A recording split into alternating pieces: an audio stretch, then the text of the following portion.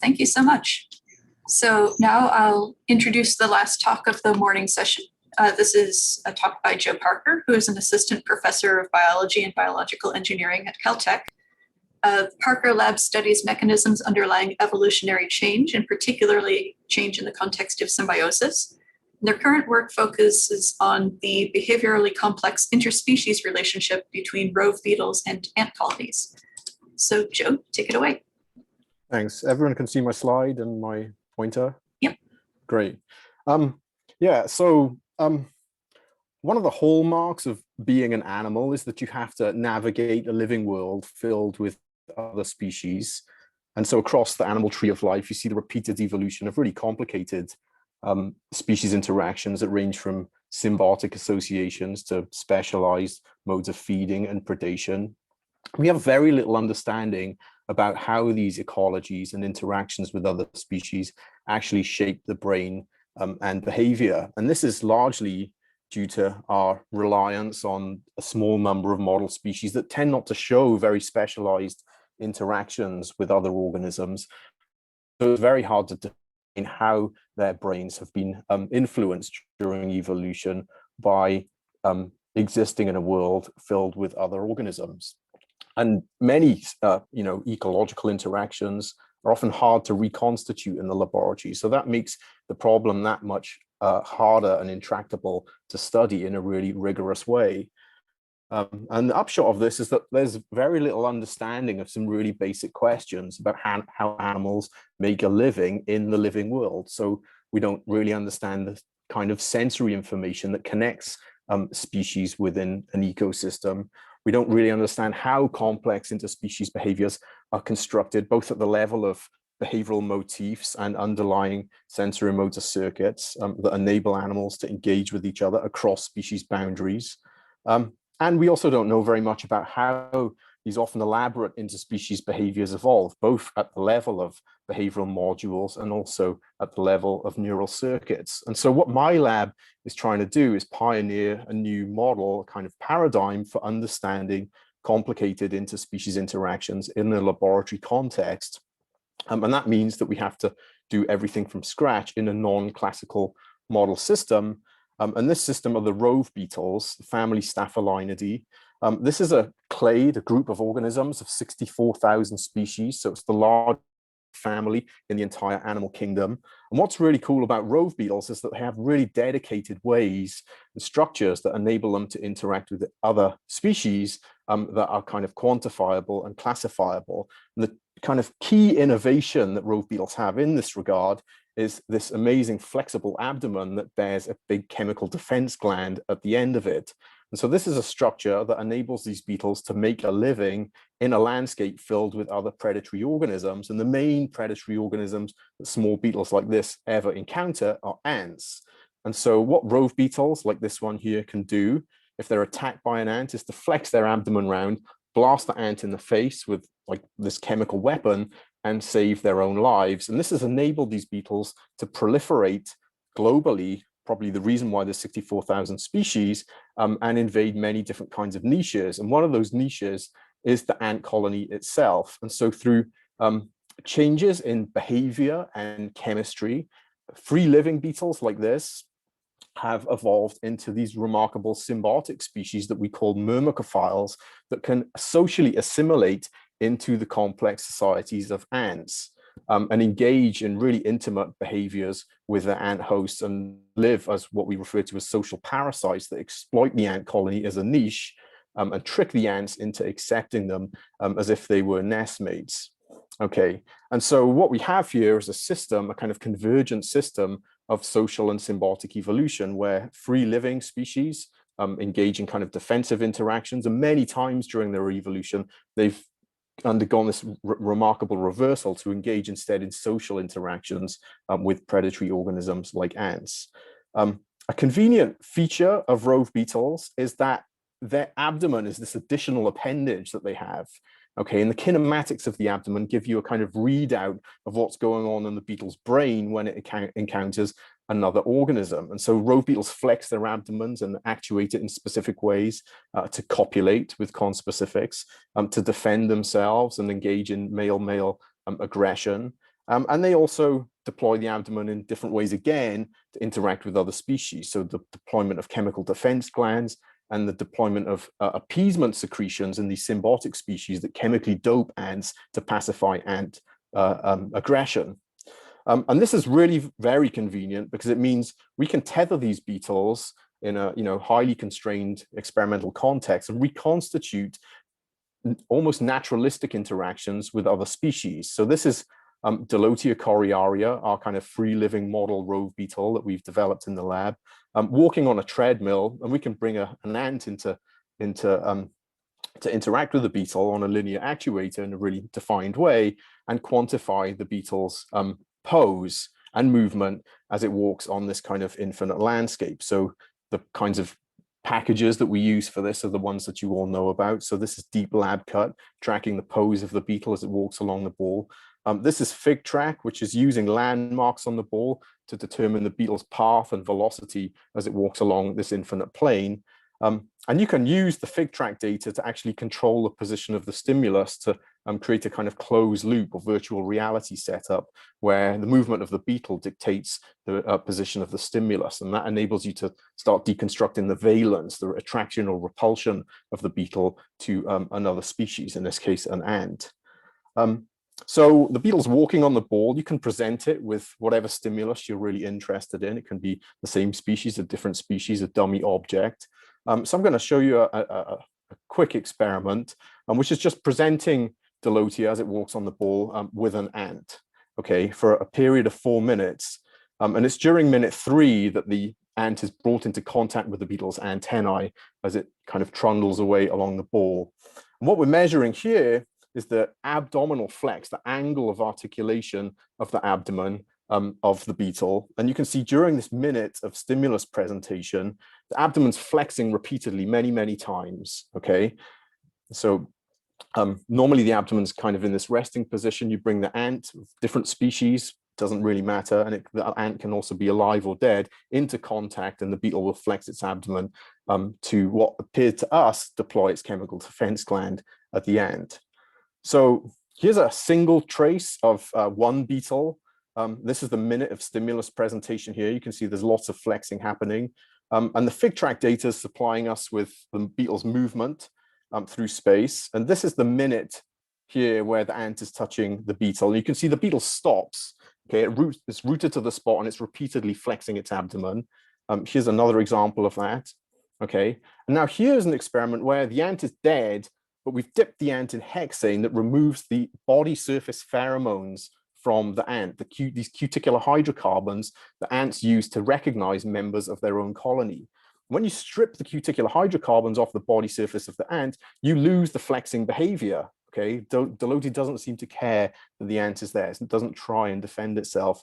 And even though the ant is physically touching the beetle, it continues walking, kind of undisturbed. So clearly these body surface chemicals are instrumental for the beetle recognizing the ant as this heterospecific threat. So that was good, but we could take this a step further and actually measure the secretion of these volatile compounds from the beetle's defense gland by putting a photoionization detector next to the beetle. And that returns these kind of peaks of chemical defense compound, these benzoquinones that released in real time, okay, and they're kind of time locked with the flexing of the abdomen. But what was really interesting is when we started to gather this data, we found that there was a difference between the dead ants and the live ants. Okay, so when the ant is live, the beetle flexes its abdomen and you get these PID readings because it's secreting this expensive defensive compound. But when the ant is dead, even though it's flexing, it can tell, it's cleverer than we thought, that the ant is actually dead and it won't bother releasing the benzoquinones, these costly compounds. Okay, this is the dead ant meme down here. So this leads us to kind of this model that we're testing at the moment, that there is a kind of multisensory information that the beetle is using that's transduced via its antenna to build up this internal representation of this other organism, this ant, as this heterospecific threat. And the kind of components that we think constitute this representation are the ant's cuticular hydrocarbons, these long chain alkanes and alkenes, a physical touch mediated by the antenna, And then the missing ingredient that we think may distinguish dead from live ants is CO2, and we're investigating this at the moment. And when all of those things combine, the beetle will then release its complete elaboration of its chemical defense behavior. So that's the kind of ancestral behavioral paradigm in this group of beetles, these rove beetles, when they encounter ants. And it's a very interesting question to ask how it's evolved in species which have kind of turned the tables on ants and evolved into social parasites, these myrmecophile symbiotic species. This is an example of the one that we work most closely with in the lab.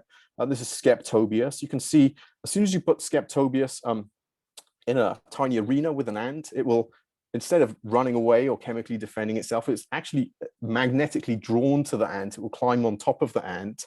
And what it's doing when it's up there, I hope you can kind of see in this video, if the tracking is okay, is that it scrapes its feet against the ant's body, and then it smears its feet over its own body.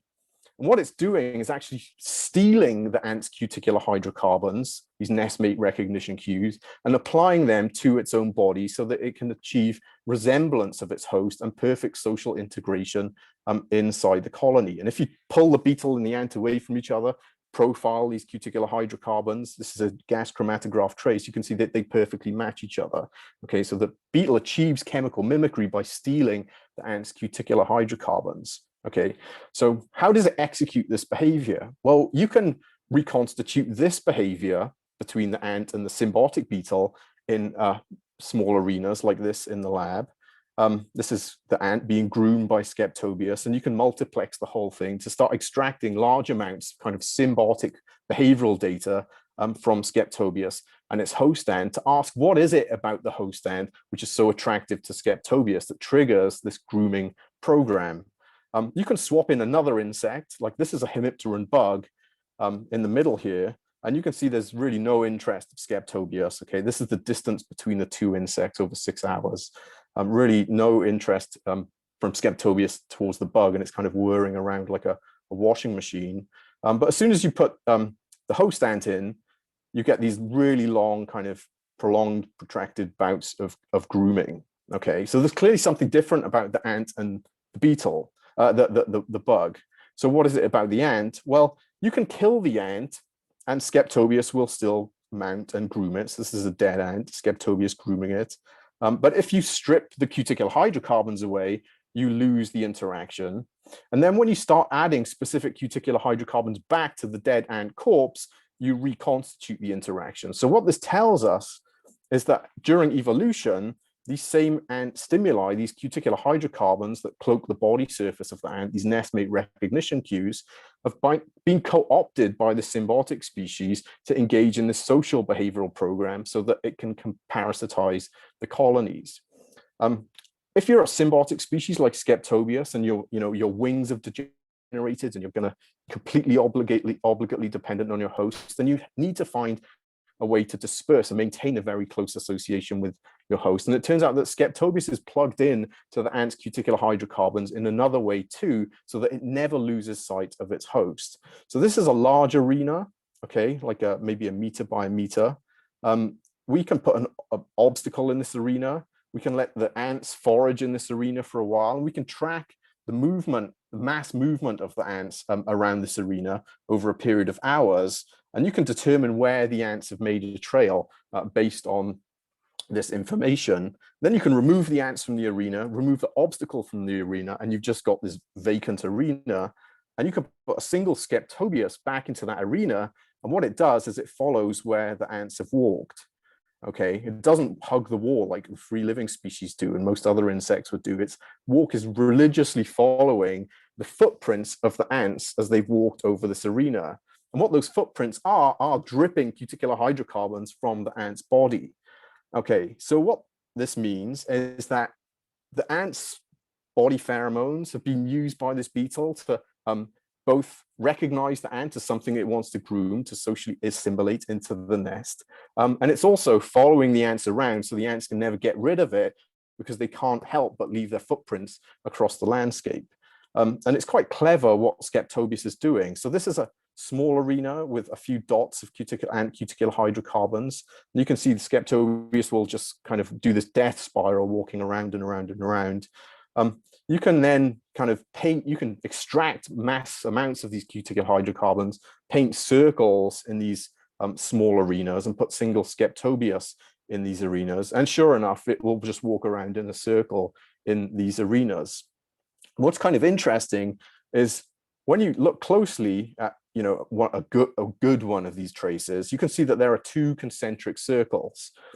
And the cuticular hydrocarbons that we painted are actually in between those two circles. So we think that what Skeptobius is doing is keeping one set of its legs outside of the trail and one set of them inside the trail. And that enables it to decode the trail's vector so it can walk across the landscape from one colony to the other. And you can see that kind of here, where I've like approximated where the edge of the trail is. I need to play this video. And you can see Skeptobius keeps kind of one set of its tarsi in and one set of its tarsi out. And it's obviously, we think, computing the difference in the cuticular hydrocarbon concentration transduced by chemoreceptors in its tarsi that we're very interested in studying. Okay, I just want to finish by talking about, I thought I was going to talk about kind of getting at the underlying neurobiology, but because of time constraints, I'm actually going to tell you a little bit about something else, which is our efforts to try and transport this back out of the lab into the field to study it in a much more naturalistic ecological context. So our neighbors, Michael Dickinson's lab, have built what they refer to as this ethocam, which is this kind of bulletproof camera, a Raspberry Pi camera that you can kind of leave anywhere you like for months on end.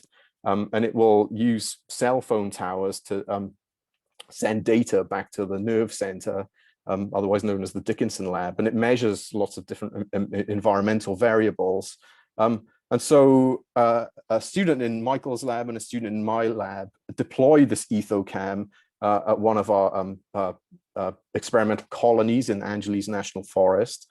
And then at the kind of nest entrance, we filmed just kind of a lot of footage at different times of day for like, I think 2 minutes at a time. And then use faster RCNN for object recognition, and then sort to kind of track the movement of these objects around the nest entrance.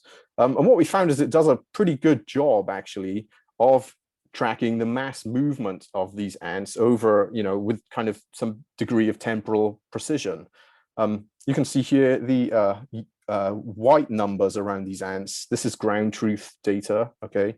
And then the black number is the network predictions, and most of the time you get a white and a black number. So this is the comparison of the ground truth data here for one window of time that we filmed. And when you use both the tracker and the object recognition together, you get relatively good correspondence between the ground truth data and the network data.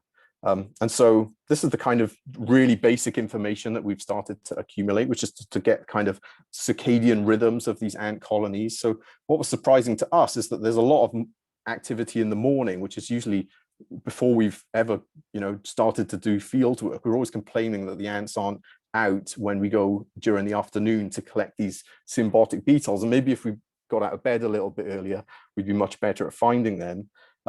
But now we want to try and refine this to be able to distinguish ants and their symbiotic organisms like these beetles across potentially many colonies and trails across this landscape to generate landscape scale behavioral patterns of these beetles and their associated arthropod communities. I'll stop there. I will thank Han, who has kind of pioneered the beetle on the ball work in my lab, Julian, who's working with Skeptobius, Michael, and people in his lab who we are doing this kind of ethocam work with, and people who've started to fund the work in my lab. Thank you very much. All right, thank you so much, Joe. That was really awesome. We have 4 or 5 minutes for questions, and then we'll have a 10-minute period for general questions to any of the speakers that you saw this morning.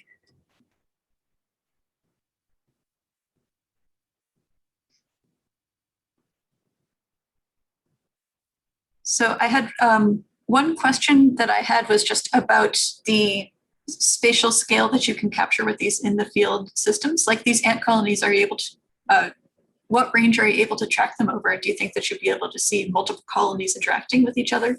I think you need to build, the camera's only $250, so you can just deploy, it's kind of scalable. It's a 12 megapixel camera, so you know, depending on what lenses and that kind of thing. But we think that kind of like an area of kind of 8 inches by 8 inches is kind of like which is a typical kind of nest mouth, or like the width of a trail or something like this. That's pretty adequate. And so, you know, the whole forest is sort of split into these parcels that are patrolled by individual colonies. And so, you know, with maybe 20 of these cameras, you could capture, you know, a huge amount of kind of ecological activity of this dominant ant species that really does run the show in the Angeles forest. I had a quick question about the ants being up so early. Is it because it's really hot in the summer? And would there be like seasonal changes that you would expect to see? Well, this is exactly it. Yeah. So I think there's 2 things. First of all, we think they're probably crepuscular. So there's more activity in the evening again. And so I think during kind of dawn and dusk is when they're pretty active. They are kind of curious with regards to temperature. So most of the year they seem to avoid the peak heat, but then in August, when it's really, really hot, then they're all out of the nest. So I can't really explain that. But this is exactly the kind of thing we'd like to do, is to track seasonality, and also, you know, whether different colonies are in phase with each other. We don't really know whether actually what's dictating their behavior is competition for foraging space with other colonies, and things like that. We don't know that they're all in synchrony with each other. This ant is, you know, a kind of keystone species in the ecosystem around here. We'd love to know, you know, what's going to happen when temperatures start to rise under kind of different climate change scenarios and precipitation changes. And so this is the kind of thing that we can start to understand by, you know, field deployment of the EthoCam. Thank you. Yeah. Hi, Joe. I have a question. Hey. When you deploy these systems in the wild, you know, can you give us a sense of, you know, what takes the most time in terms of building sensors or data processing? You know, what would you like to convey to the CVPR community as something that would be great for us to work on? I think when it comes to ants, like the biggest problem is things like occlusion, and, you know, individual, like maintaining identity and things like this. Ground truthing is a pain because so many ants in a frame, especially with big colonies like this. So maybe that's kind of unavoidable, right? Building the camera itself is not, you know, that is kind of a done deal, I think, and that's kind of an engineering challenge that appears to have been solved. But I think we have yet to kind of encounter the deluge of data that could potentially come from, you know, deployment of large numbers of cameras like this. So maybe in a year, I would like to have this conversation with you to kind of troubleshoot that. But for this kind of pilot project, it was, you know, ground truthing, the problem with occlusions. We haven't yet moved to multiple species. So, you know, you should really think of an ant colony as this kind of hive of, it's a zoo of, you know, multiple species that ants interact with positively and negatively. And we have not tried to distinguish ants from other organisms yet. There is an instance in, or 2 instances when during this kind of pilot field deployment where Skeptobius, the symbiotic beetle, like walks in frame, and the faster RCNN did not pick that up, which is a good sign. So it's clearly, you know, the beetle doesn't look as too much like an ant. There are other instances where, you know, many of these kind of myrmecophiles are really good ant mimics, and it'd be interesting to ask whether they are actually will trick a neural network into, you know, versus a human into classifying them as such. We haven't got that far yet, but those are some of the problems.